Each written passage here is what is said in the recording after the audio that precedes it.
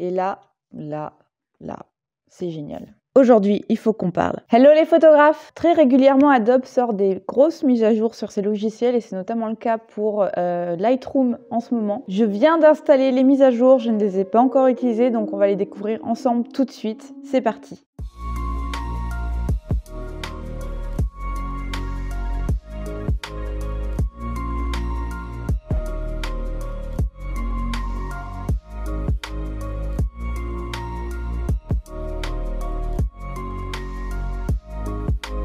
Salut les photographes et bienvenue sur la chaîne La Patte sur l'Objectif, la chaîne où on parle de photographie animalière, chats, chiens et chevaux. Régulièrement, Adobe sort des grosses mises à jour sur ses logiciels et c'est le cas en ce moment pour Lightroom. Et cette année, sur Lightroom, c'est du très lourd qui est sorti en termes de mise à jour. Je n'ai pas encore essayé, je viens seulement de faire les mises à jour, je vais découvrir avec toi. J'ai juste vu une vidéo d'un photographe qui parle de ces fameuses mises à jour et clairement ça donne vraiment envie et c'est vraiment des mises à jour qu'on attendait. De ce que j'en ai vu, c'est grosso modo des outils qui existaient dans Photoshop qui ont basculé dans Lightroom et clairement, je t'ai fait une vidéo il y a pas longtemps d'ailleurs sur Lightroom et comment j'utilise, comme quoi c'est vraiment le logiciel que j'utilise à 90%. Je pense que ça va presque devenir du 100% avec les nouveaux outils qu'ils ont rajoutés, donc j'ai hâte de les essayer. Ok, alors maintenant on va ouvrir Lightroom, donc là forcément je dois mettre à niveau mon catalogue.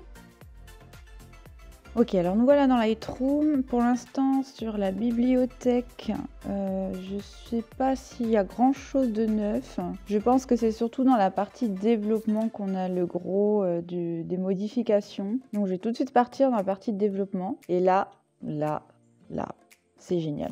Alors avant, dans la partie ici en haut à droite, on avait plusieurs outils. Donc on avait un outil recadré, on avait le filtre radial, le filtre gradué et correction des yeux rouges. Et puis ensuite un petit correcteur qui marchait pas trop bien et que j'utilisais jamais. Là, si j'ai bien compris, alors on va regarder un petit peu aussi le reste avant. Là, ça n'a pas l'air d'avoir changé. Ça, par contre, ça n'y était pas. Vignettage après recadrage, d'accord. Ok, donc ça en effet on l'avait pas. D'accord, donc maintenant on a apparemment un vignettage qu'on peut faire directement depuis Lightroom. Ça peut être intéressant, je suis pas sûre de beaucoup l'utiliser. Je préfère vraiment maîtriser comment je retouche mes photos. Si je veux mettre du vignettage, je vais vouloir choisir où est-ce que je veux mettre du contour noir ou blanc. Enfin moi blanc j'utilise jamais. Mais bon, pourquoi pas, c'est un outil intéressant. Ah, donc là on voit un truc. Alors là, c'est une photo que j'avais déjà retouchée. Cette partie étalonnage n'existait pas, mais je suis pas sûre de comprendre comment elle fonctionne. Version 3. Donc là, c'est ma photo brute avant retouche. Mais après, si je reviens sur la version 4, il me remet pas ma version d'avant. Je vais revenir en arrière. Je comprends pas pour l'instant comment ça marche. Faut que je me renseigne sur cette histoire-là. Ouais, bah j'ai pas compris comment ça marchait. Ça, c'est super intéressant. Du coup, là, j'ai la retouche juste pour les verts et c'est quand même assez bien foutu. En retouche de couleur sélective, c'est quand même plus fin que les autres retouches. C'est très sympa. Par contre, ça retouche bien toute la photo, mais bon, il y a vraiment des outils, là ils ont passé vraiment des outils très intéressants. Donc là c'est les retouches dans les ombres, ok, pourquoi pas. Très bien ces outils là. C'est à creuser cette histoire d'étalonnage. Ça peut être super intéressant, notamment pour les photos en extérieur, pour aller redonner un petit peu de punch à ces photos sur du vert, parce que le vert est difficile à travailler et là ça a l'air quand même assez bien foutu. Alors si je me trompe pas, il y a aussi beaucoup plus de choses ici dans les presets en quelque sorte. Après moi je les utilise pas, mais bon voilà, s'il y a des gens qui les utilisent, à voir s'il y a des nouvelles choses intéressantes. Et enfin, ce qui nous intéresse à fond, c'est les outils de retouche localisée. Avant, on avait vraiment l'outil recadrage, donc là je vois qu'on l'a de nouveau. Il n'a pas l'air d'avoir changé, on a toujours la réglette, ajuster l'image, donc ça a l'air d'être comme avant. Ensuite ici, j'ai suppression des défauts, donc là j'imagine que c'est le même outil qu'avant. Oui, ça a l'air d'être le même outil qu'avant, ça a l'air de ramer un petit peu moins, et encore. Donc on a toujours opacité, contour progressif, dupliqué ou corrigé, donc ça n'a pas changé. Alors là, on a les yeux rouges. Bon, normalement, si vous suivez la patte sur l'objectif, vous savez qu'on n'utilise pas de flash et normalement, vous n'aurez pas de problème d'yeux rouges. Et je vois qu'il y a yeux d'animaux. Avant, je pense pas qu'il y avait, mais bon, c'est un outil que j'utilise jamais, donc ça, je saurais pas trop dire. Et ici, ça va devenir intéressant. Alors, modification importante apportée au masquage. Sélection automatique du sujet du ciel. Ah, ça, c'est super intéressant. Sachant que l'outil de remplacement de ciel est assez récent dans Photoshop et marchait plutôt bien. S'ils l'ont intégré directement dans Lightroom, c'est quand même un truc de dingue. Combiner les outils, utiliser n'importe quel outil pour soustraire, masquer par couleur, luminance et profondeur. Ça, c'est pas mal du tout. Rester organisé grâce au panneau de masque. Donc ça, c'est vraiment génial. C'est vraiment ce qui me manquait à l'ancienne version de Lightroom. Donc avant, quand on faisait des retouches localisées, on avait des petits points pour essayer de retrouver nos masques. On cliquait un peu partout pour essayer de savoir lequel jouer sur lequel, c'était un peu compliqué et c'était pas forcément d'une précision folle. Donc il y avait beaucoup de gens qui continuaient de travailler dans Photoshop même si Lightroom avait intégré à peu près les mêmes outils, mais juste c'était plus pratique dans Photoshop. Maintenant, ils ont enfin intégré la version masque dans Lightroom, donc ça c'est juste une révolution. Ça veut dire que non seulement tu pourras revenir sur toutes tes retouches très facilement parce qu'avant c'était une galère, c'est-à-dire que si tu sélectionnais un peu trop avec ton pinceau localisé dans Lightroom pour venir revenir en arrière et puis refaire quelque chose de propre, c'était une galère sans nom. Là, ça va fonctionner comme les masques dans Photoshop, petit pinceau blanc, petit pinceau soustraire ou additionner, et tu vas pouvoir venir rajouter des zones assez facilement. Alors, ajouter n'importe quel outil de masque ensemble, donc là c'est comme dans Photoshop, c'est-à-dire qu'on va pouvoir superposer des masques avec plusieurs outils. Donc on va pouvoir faire, je sais pas moi, un outil filtre radial plus un outil superposé, filtre gradué, etc. Et on peut les mettre sur le même masque en fait. Donc ça, faut essayer. Effacer avec soustraire. N'importe quel outil peut désormais supprimer des parties d'un masque, ce qui signifie l'affinage des masques existants. Par exemple, peigner à l'aide d'un pinceau pour soustraire, d'un pinceau de soustraction pour affiner le réglage d'un masque du sujet. Ça, il faut tester. Donc ça, appuyer sur O pour masquer ou afficher un masque. Ça, c'est un raccourci qui existait déjà, il me semble. Appuyer sur H pour masquer ou afficher les épingles. S enfoncé, afficher toutes les épingles du masque sélectionné. Ok. Découvrir les masques de gamme, donc ça c'est complètement nouveau. Les masques de gamme de couleur, de luminance et de profondeur sont désormais disponibles. Il est désormais plus facile de sélectionner et régler les gammes sur l'ensemble de la photo. Ça c'est une tuerie. Ça veut dire que on peut dire à Lightroom, je veux par exemple changer la couleur que de mes hautes lumières ou que de mes ombres, que de mes noirs, ou de dire tout ce qui est de cette couleur là, je veux le mettre comme ça, ou en fonction de la profondeur. Alors la profondeur, il faut voir ce que ça donne. Ça veut dire que Lightroom est capable de donner une profondeur à la photo. Est-ce que ça marche bien? En fonction des photos, je pense que c'est plus ou moins précis à tester. Bon, on va tester. Donc là, en fait, c'est une photo que j'avais déjà retouchée avant de faire la mise à jour. Donc là, il m'a bien repris tous les masques que j'avais fait. Donc là, j'en avais 3. Donc là, il me met bien que sur ce masque-là, j'avais un filtre radial. Ok, donc là, je vais aller essayer quand même l'outil sélectionner un sujet. On va voir ce que ça donne. Là, j'imagine qu'il va mouliner un petit peu pour trouver mon sujet. On va voir comment il le trouve. Là, j'ai pris une photo assez facile. Ouais, c'est pas trop mal, hein. Ah, puis là, on peut venir inverser. Ah, ça, c'est top. On peut venir inverser la sélection juste en cliquant ici. Ça, c'est très cool. On pouvait pas le faire avant avec le pinceau local. Donc là, il me l'a pas trop mal détouré. Bon, il y a encore pas mal de couacs quand même. Alors maintenant, il va falloir essayer de rattraper ça. Du coup, il faut que je fasse, j'imagine, ajouter pinceau. Ok. Donc j'ai toujours mon Alt pour aller soustraire. Ok. Donc là, débit, densité, si j'augmente, ok. Moi, typiquement, pour moi là, c'est un petit peu débordé. Ici aussi.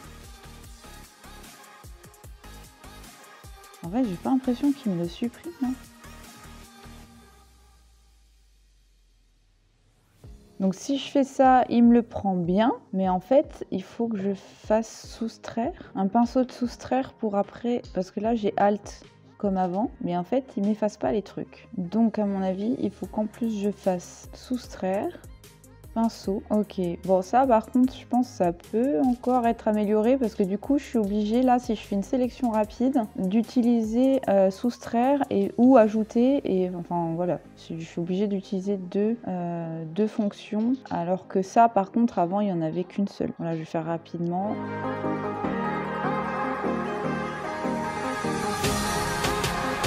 J'ai pas l'impression qu'ils prennent la sensibilité de mon pinceau. C'est là je suis sur tablette graphique et c'est vrai que l'avantage de Photoshop c'est qu'ils prennent en compte la force avec laquelle on appuie sur notre stylo en fait. Et là j'ai toujours pas l'impression que ce soit intégré dans Lightroom. Peut-être pour la mise à jour 2023, amis développeurs de Adobe, si vous m'entendez. Ok, donc en soi, la fonction, elle est super top par rapport à ce qui existait avant. Il y a vraiment, c'était une mise à jour plus que nécessaire et vraiment, c'est génialissime d'avoir cet outil-là. Je pense que ça peut être amélioré pour adapter les détourages automatiques parce que du coup, il faut passer par plusieurs fonctions pour avoir le détourage qu'on veut alors qu'il aurait suffi d'un Alt. Alors du coup, je comprends pas trop à quoi sert le Alt parce que du coup, d'un côté, j'ai un Alt, mais du coup, quand je l'utilise, ça sert à rien. C'est un petit peu bizarre. Ou alors... Bah non, il me passe intersection. C'est quoi intersection? Donc là, quand je fais Alt, il me parle d'intersection. What the fuck? Si je fais pinceau, voyons voir. Nouveau pinceau. Ah ok, c'est pour peindre l'intersection des deux. Et après, je peux dupliquer, masquer, supprimer, copier. Ok. Ça, c'est quand même super chouette parce que du coup, on va pouvoir faire des sélections et les copier pour d'autres utilisations. Donc ça, c'est quand même un gain de temps vraiment pas mal. Ok, donc là, en gros, si je reprends, j'ai ma sélection automatique de mon sujet à la base qui est ici. Ici, c'est les parties que j'ai ajoutées qui n'étaient pas bien prises et ici, les parties que j'ai soustraites. Ok, et là, si je veux, je peux masquer, afficher. Si je veux retoucher, là, je vois l'effet à peu près. Ok. Si je veux ajouter du contraste, j'ai globalement les mêmes outils, enfin les mêmes curseurs de localisés qu'avant. C'est très bien, les messieurs d'Adobe, vous avez très bien travaillé. Supprimer tous les masques, réinitialiser les curseurs. Ok, donc ça existe déjà. On va éviter de laisser notre loup en rose, n'est-ce pas? Donc là, si je fais, alors je vais masquer ce truc-là, je vais aller, donc pinceau, là j'imagine que c'est comme avant. Mais alors cette fois, la question que je me pose, par exemple, je fais ça. Ok. Et si maintenant je fais mon fameux Alt, voilà, il ne m'efface plus ce que je faisais avant. Donc avant, en fait, ah si, il me l'a pris. Donc cette fois, il me l'a pris. Ok, donc en fonction, sur la fonction pinceau, visiblement, je peux venir rajouter une sélection. Et en maintenant Alt appuyé, j'ai mon pinceau pour soustraire qui s'affiche. Et là, je peux venir soustraire. C'est très étonnant. Parce que ici, il voulait pas. Ou alors j'ai mal fait. Bon. En tout cas, cette fois, j'ai pu ajouter et supprimer. Ok, donc ça marche. Il y a les mêmes fonctions qu'avant. Débit, densité, contour progressif, taille du pinceau. Là-dessus, pas trop d'étonnement. Et sur le reste, c'est pareil. Et cette fois, par contre, on peut inverser. Et ça, c'est grave cool. Parce que des fois, ça va quand même beaucoup plus vite de sélectionner ce qu'on veut pas et puis d'inverser que l'inverse. Mais avant, on pouvait pas le faire. Donc ça, c'est vraiment bien. Donc ensuite, j'imagine que le filtre gradué et le filtre radial fonctionne pareil. Et là par contre j'ai la gamme de couleurs, ça je veux vraiment essayer. Cliquer n'importe où pour échantillonner une couleur et supprimer les zones. Ok, donc par exemple je vais supprimer mes feuilles. Ok, j'ai cette couleur là. Donc là il m'a sélectionné tout ce qui est lié à la couleur que j'ai choisie. Après je peux affiner ici. Donc là c'est plutôt, ça va me prendre plus large. Et si je vais de ce côté là, il va être plus précis. Ok, donc là je vais rester à quelque chose à peu près comme ça. Et on peut encore une fois venir inverser. Donc ça c'est vraiment bien. Et là par exemple si je reste là-dessus, je peux dire viens me changer les couleurs juste pour ce que j'ai sélectionné. Donc là je suis sur saturation, c'est trop bien comme outil. Donc là il vient me changer uniquement les couleurs que j'ai sélectionnées et puis plus mon filtre radial parce que j'avais mis un filtre radial en plus. Mais c'est vraiment trop chouette. Donc ça c'est la fonction couleur. Par contre j'aimerais essayer, je vais juste refaire un nouveau truc pour pas que ça ressemble trop à rien non plus. Gamme de profondeur. Donc là je peux pas le faire. Pourquoi? Je vais déjà faire la gamme de luminance. Donc là je dois choisir ma luminance ou cliquer quelque part. Donc je peux dire je clique là par exemple. Ok. Donc lui il m'a dit que ma luminance que j'ai sélectionnée c'est ça. Après je peux venir la réduire. Donc j'imagine que le carré au milieu c'est vraiment là où ça va changer à 100% et ensuite ça sera progressif sur la plage que j'ai mis là. Ok. Afficher la carte de luminance. Ah oui, c'est pour mettre en noir et blanc pour mieux voir les noirs, les hautes lumières, etc. Ok. Donc si je fais ça, par exemple, et après je peux dire, ben viens me changer mes couleurs juste de mes hautes lumières. Ok. Pas mal. Et donc je vais essayer autre chose. Alors je suis très dégoûtée de ne pas pouvoir faire celle de la profondeur de champ, enfin de la plage de profondeur. J'aimerais bien savoir pourquoi je l'ai pas. Alors sélection du ciel, là j'ai pas de ciel sur cette photo donc ça va pas servir à grand chose. Puisque j'ai une photo, peut-être celle-là ça pourrait marcher. Ok, donc je vais essayer avec celle-là. Sélectionner le ciel. On va voir ce que ça donne. Ok, donc là ça a l'air assez précis et voyons voir. Bon, il y a toujours, quand il y a des arbres comme ça, entre les branches, c'est jamais très bon. C'était déjà pareil dans Photoshop, hein, ça demande des petits ajustements, c'est pas... Faut pas faire des trop grosses retouches quoi. Mais ça marche quand même vraiment plutôt bien, sachant que c'est une petite révolution quand même, parce qu'avant on était vraiment obligé de passer dans Photoshop pour faire ça. Donc là c'est pas mal. Bon par contre voilà, là j'ai vraiment poussé les curseurs et on voit que sur les contours, là autour des arbres, autour des... Là les loups c'est mal sélectionné aussi quand même. Mais sur Photoshop c'est pareil, donc là par exemple il faudrait faire un soustraire pinceau.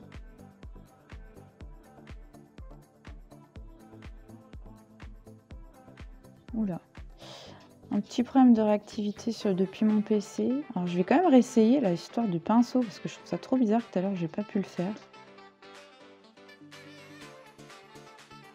Ok, là ça marche. Je sais pas pourquoi tout à l'heure ça marchait pas du coup. Alors soit j'ai fait une fausse manip, soit trop bizarre.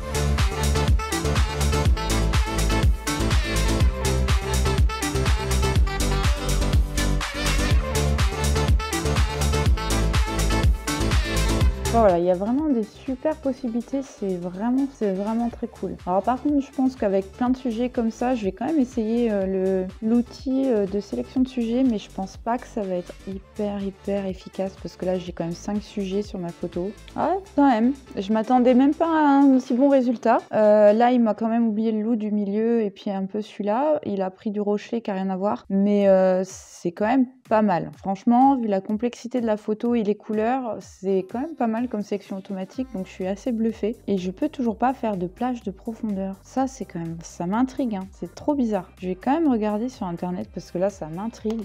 Cet outil est activé uniquement pour les photos contenant des informations de profondeur. Pour sélectionner une gamme, ok. Alors, comment on fait maintenant pour avoir... Ça dépend de l'appareil photo, du coup. Parce que là, j'ai aucune photo sur laquelle il veut bien. Ok, alors, bilan de cette découverte des mises à jour de Lightroom, c'est juste... Ça envoie du pâté.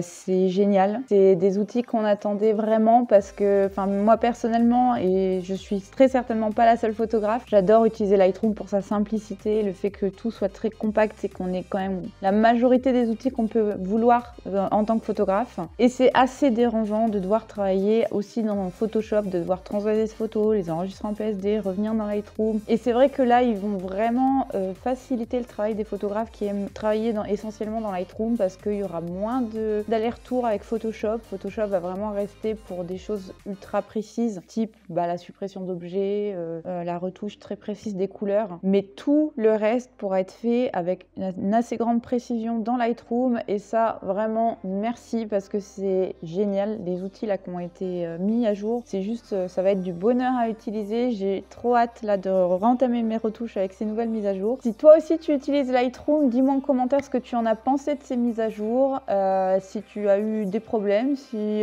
pour toi ça n'a pas forcément d'intérêt ou si au contraire tu trouves ça super génial. Il y a peut-être des choses que j'ai pas vues parce que j'utilise pas toutes les fonctions de Lightroom, c'est comme tout. Il y a eu une mise à jour aussi dans Photoshop, mais j'ai pas encore regardé non plus ce que ça a donné. À ma connaissance, ils ont un petit peu amélioré aussi la partie bibliothèque, ils l'ont rendue un peu plus réactive.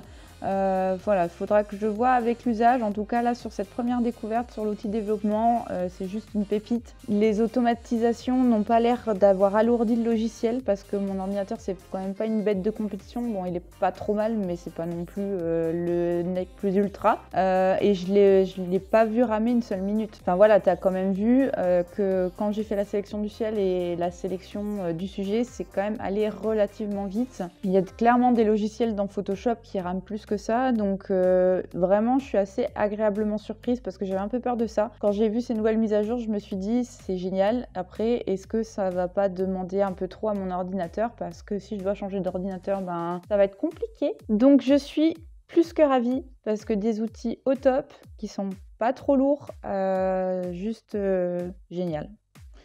Voilà. Allez, c'est tout pour cette vidéo. On se dit à la prochaine. Surtout, d'ici là, porte-toi bien, fais plein de photos et ciao!